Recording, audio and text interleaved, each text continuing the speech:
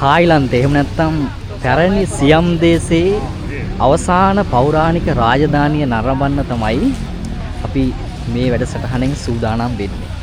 ඉතින් ඔයාලට දැක බලා ගන්න පුළුවන්කම ලැබෙනවා විශාල ගඩොල් නිර්මාණ ගණනාවක් මේ පරිශ්‍රය තුල තියෙනවා. ඒ වගේම අපිට මේ පරිශ්‍රය තව බලන්න වැදගත් ස්ථාන ගණනාවක් තියෙනවා. ඒ සියලු දේ මේ වැඩසටහන තුලින් මම පෙන්වන්නයි බලාපොරොත්තු වෙන්නේ. ඉතින් මේ පරිශ්‍රයට ආවට පස්සේ මට නම් සිහි ගැන්වෙන්නේ අපේ රටේ පොළොන්නරුව රාජධානිය.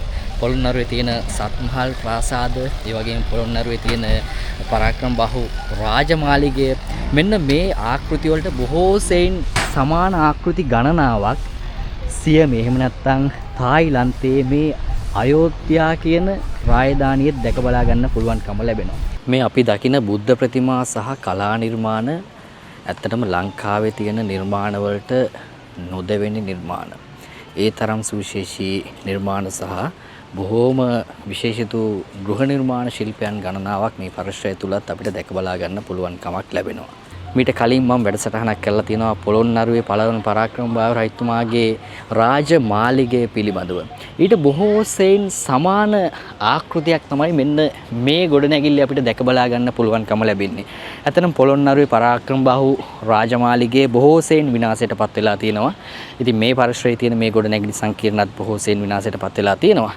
නමුත් මෙතන තියෙන මෙන්න මේ සුවිශේෂී නිර්මාණයට බොහෝ සෙයින් සමානයි ඇත්තටම පොළොන්නරුවේ දකින්න පුළුවන්කම ලැබෙන පළවන පරාක්‍රමබාහු රාජමාලිගය.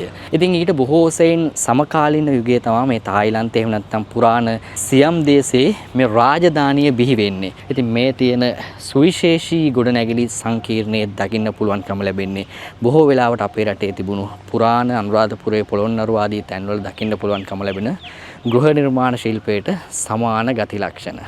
ඒ වගේම මේ තැන ඉතිරිලා තියෙන බුද්ධ ප්‍රතිමා දිහා බලන්න. මේ බුද්ධ ප්‍රතිමා කළු ගල් වලින් නිර්මාණය කරලා තියෙනවා. බොහෝම සුමට නිර්මාණ. අපේ රටේ තියෙන බුද්ධ ප්‍රතිමා එහෙම නැත්නම් අපේ රටේ අපිට දකින්න පුළුවන්කම ලැබෙන සමාධි බුද්ධ ප්‍රතිමා වලට බොහෝ සෙයින් සමාන නිර්මාණ.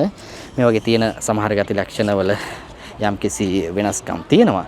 නමුත් මේ බුද්ධ ප්‍රතිමා බොහෝ සෙයින් එක හා සමාන ගති ලක්ෂණ තමයි අපිට දකින්න පුළුවන්කම ලැබෙන්නේ. නමුත් මේ තියෙන සුමට නිර්මාණ ඇත්තටම අපේ රටේ නිර්මාණය කරලා තියෙන බුද්ධ ප්‍රතිමා වලට බොහෝ සෙයින් සමානයි.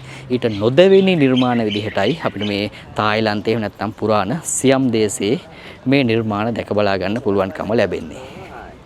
ඉතින් මේක බොහොම දැවැන්ත ගොඩනැගිලි පද්ධතියක්. ඉතින් මේ පද්ධතිය තුල අපිට වැඩිපුරම දකින්න පුළුවන්කම ලැබෙන්නේ ගඩොල් භාවිතා කරලා කරන ලද නිර්මාණ. ඒ අතර කුඩා ප්‍රමාණයේ චෛත්‍ය ගණනාවක් දකින්න පුළුවන්කම ලැබෙනවා. මේ චෛත්‍යවල තියෙන බොහොම සුවිශේෂී ගති ලක්ෂණ. චෛත්‍ය බලන්න ප්‍රමාණයෙන් තරමක් උසයි. නමුත් වට ප්‍රමාණය ගත්තාම ඊතරම් වට ප්‍රමාණය අතින් විශාලත්වයක් නැහැ. නමුත් විශාල උසකින් යුක්තවයි මේ චෛත්‍ය නිර්මාණය කරලා තියෙන්නේ. ඉතින් මේක තායිලන්තයේ බොහෝ ප්‍රතිමා සහ ගෘහ නිර්මාණ ආකෘති වලට සමානයි. මේ විදිහේම ආකෘතියේ චෛත්‍ය තමයි බොහෝ වෙලාවට අපිට තායිලන්තයේ පුරාවටම දැක බලා ගන්න පුළුවන්කම ලැබෙන්නේ. ඒ වගේම මේ වටපිටාවේ සෑම තැනකම බුද්ධ ප්‍රතිමා අවශේෂ නටබුන් රාශියක් දැක බලා ගන්නත් පුළුවන්කම ලැබෙනවා. මේවා කළු ගල් වලින් තමයි නිර්මාණය කරලා තියෙන්නේ. ඉතින් ඒ කාලේ තිබුණු තාක්ෂණය පිළිබඳව ඔයාලට ලොකු දැනුමක් ලබා ගන්න පුළුවන් වෙයි. මේ මම පෙන්වන වීඩියෝ නරඹපුවාම. ඉතින් බලන්න. අපේ රටේ විතරක් නෙවෙයි අත්තටම තායිලන්තයේ ඒ වගේම සමස්ත ආසියාව පුරාවටම මේ බුද්ධ ප්‍රතිමා නැත්නම් මේ බෞද්ධ දර්ශනය මූලික කරගෙන මේ විදිහේ ප්‍රතිමායි වගේම විශිෂ්ට ගණයේ ගෘහ නිර්මාණ ශිල්පයන් ගණනාවක් දැක බලා ගන්න පුළුවන්කම ලැබෙනවා. ඒ අතර තායිලන්තය කියලා කියන්නේ බොහෝම සුවිශේෂී රටක්. පුරාණ සියම් දේශයේ විදිහටයි මේ දේශය සැලකුවේ. ඉතින් මේ භූමිය වටා සිය ගාණක් බුද්ධ ප්‍රතිමා දැක බලා ගන්න පුළුවන්කම ලැබෙනවා. අතර මේ අතර වැඩිපුරම තියෙන්නේ භාවනා යෝගීව වැඩ වාසය කරන බුද්ධ ප්‍රතිමා. හිටි බුද්ධ ප්‍රතිමා අපිට දැක බලා ගන්න පුළුවන්කම ලැබෙන්නේ බොහෝම කලාතුරකින්.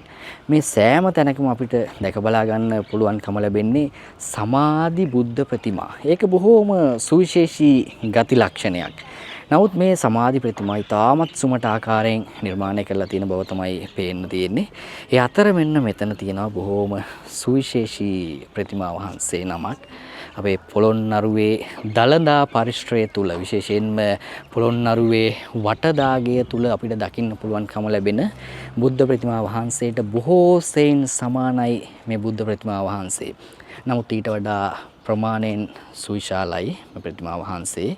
නමුත් ආකෘතිය ගත්තාම අපේ රටේ තියෙන පොළොන්නරුවේ දළදා පරිශ්‍රයේ වටදාගේ අපිට දැක බලා ගන්න පුළුවන්කම ලැබෙන බුද්ධ ප්‍රතිමා වහන්සේට බොහෝ සෙයින් සමාන ගති ලක්ෂණ පෙන්වුම් කරනවා.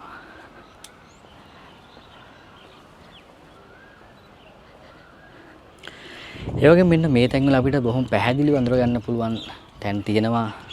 මේ පරිශ්‍රයේ සෑම බිත්තියක්ම හුණු පිරියම් කරලා තිබුණු බවට, ඒ වගේම හුණු පිරියම් කරලා ඒ මත දර්ශනීය කැටයම් නිර්මාණය කරලා තිබුණු බවට මෙන්න මේ අපිට දකින්න ලැබෙන මෙන්න මේ කුළුණේ තියෙනවා බොහොම දර්ශනීය කැටයම්. ඒ අනුව අපිට නිගමනය කරන්න පුළුවන් මේ සෑම බිත්තියකම සමහර වෙලාවට සිතුවම් ඇඳලා තියෙන්නේ නැති. එහෙම නැත්නම් දර්ශනීය කැටයම් නිර්මාණය කරලා ඉතා අලංකාර ආකාරයෙන් මේ පරිශ්‍රයේ තියෙන්නේ නැති කියලා අපිට විශ්වාස කරන්න පුළුවන් සාධක කිහිපයක් තවමත් මෙන්න මේ සමහර ගොඩනැගිලි වල ඉතුරු වෙලා තියෙනවා. මේ ගොඩනැගිල්ලේ තියෙන කැටයම් අතර සතරකුණ මේ බලන්න බොහොම විශේෂිත ප්‍රතිමා නිර්මාණය කරලා තිබුණු බවට සාධක තියෙනවා. සමහර වෙලාවට මේවා බෝධිසත්ව ප්‍රතිමා විය හැකි. බෝධිසත්ව ප්‍රතිමාවල තියෙන ගති ලක්ෂණ තමයි බොහෝ වෙලාවට මේ ඉතුරු වෙලා තියෙන මේ ප්‍රතිමා අවශේෂයන් අපිට දැක බලා ගන්න පුළුවන්කම ලැබෙන්නේ. ඉතින් කොහොම නමුත් ඒ රටවලට අදාළ සංස්කෘතියන් සහ යුගයේ නිර්මාණය වෙලා තිබුණු ඔවුන් විශ්වාස කරපු සංකල්පයන්ට අනුව තමයි මේ දැවැන්ත නිර්මාණ සිද්ධ කරලා තියෙන්නේ. බලන්න සෑම තැනකම අපිට දකින්න පුළුවන්කම ලැබෙන්නේ එවැනි දැවැන්ත නිර්මාණ. ඉතින් මේ දේවල් ඇත්තටම ගෝලීය වශයෙන් නිර්මාණය වෙච්ච දේවල්.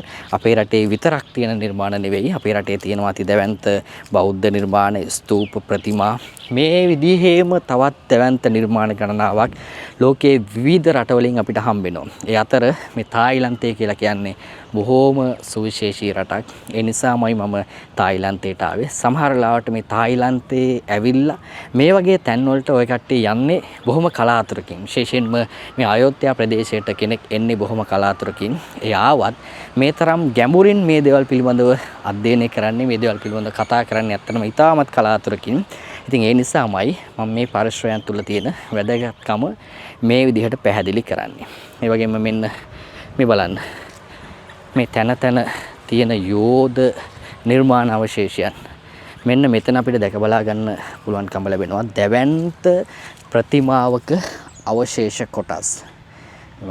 කොතරම් සුමට ආකාරයෙන් මේ නිර්මාණ සිද්ධ කරලා තියෙනවද?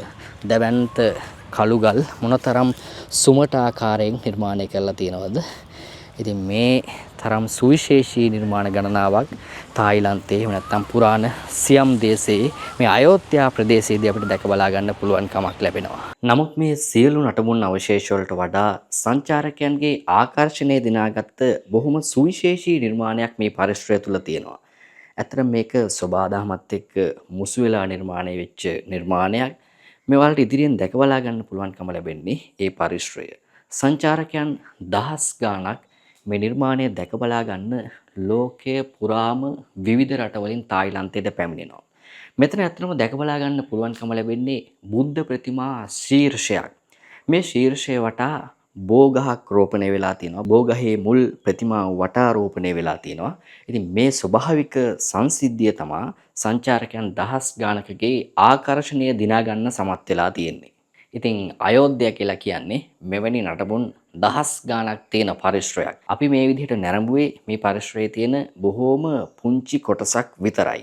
නමුත් මේ පරිශ්‍රයට සංචාරක ආකර්ෂණයක් ඒ වගේම වටිනාකමක් ලැබිලා තියෙන්නේ බුද්ධ ප්‍රතිමා ශීර්ෂය සහිත මේ ස්වභාවික සංසිද්ධිය මූලික කරගෙන. තායිලන්තය ප්‍රවර්ධනය කරන්නේත් මේ සියුම් කාරණය. ඉතින් සංචාරක ව්‍යාපාරය මූලික කරගත්ත රටක් විදිහට ශ්‍රී ලංකාවටත් තායිලන්තයෙන් ඉගෙන ගත යුතු පාඩම් ගොඩක් තියෙනවා. මේ අයෝධ්‍යා කියන සංචාරක පුරවරේ මේ එක් කොටසක් නරඹන්න බාත් 80ක් අය කරනවා. බාත් 80ක් කියලා කියන්නේ රුපියල් 800ක වගේ මුදලක්. මේ වගේ පරිශ්‍රයන් ගණනාවක් මේ ප්‍රදේශයේ පුරාවටම තියෙනවා. නමුත් ඒ සෑම පරිශ්‍රයකටම සුවිශේෂී බොහෝම සියුම් දෙයක් ඉස්මතු කරලා තියෙනවා. උදාහරණයක් විදිහට මේ පරිශ්‍රයේ බෝමුල් අතර තියෙන බුද්ධ ප්‍රතිමා ශීර්ෂය වගේ.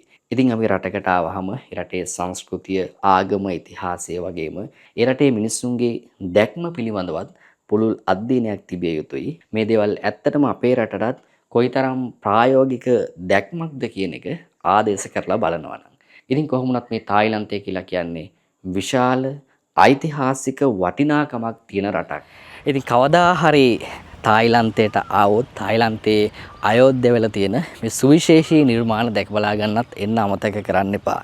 ඉතින් BMK travel YouTube channel එක බලන ඔයාලා වෙනුවෙන් තමයි මම මේ විදිහේ දැවැන්ත නිර්මාණ ගන්නවා පෙන්වන්නේ. මේ විදිහේ දේවල් ලෝකයේ පුරා තියෙනවා කියන එක, මේ විදිහේ දේවල් අපිට නරඹන්න පුළුවන්කමක් තියෙනවා කියන එක, ඒ වගේම මේ බෞද්ධ සංස්කෘතිය, බෞද්ධ කලා නිර්මාණ, බෞද්ධ ගෘහ නිර්මාණ ශිල්ප ගණනාවක් ලෝකයේ විවිධ රටවලින් හම්බ වෙනවා කියන එක මේ වීඩියෝ වලින් අරගෙන ආවේ.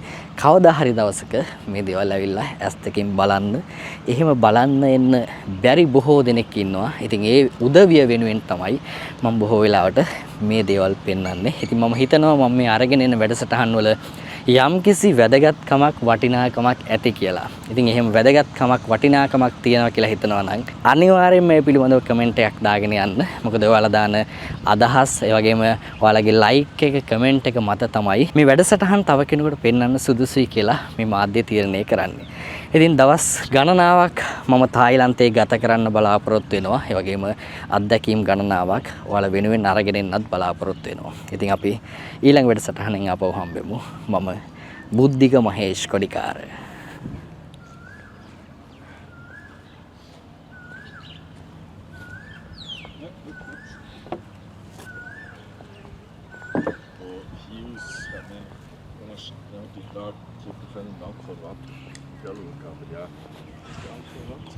Aber es ist die Erinnerung, die Stempel, die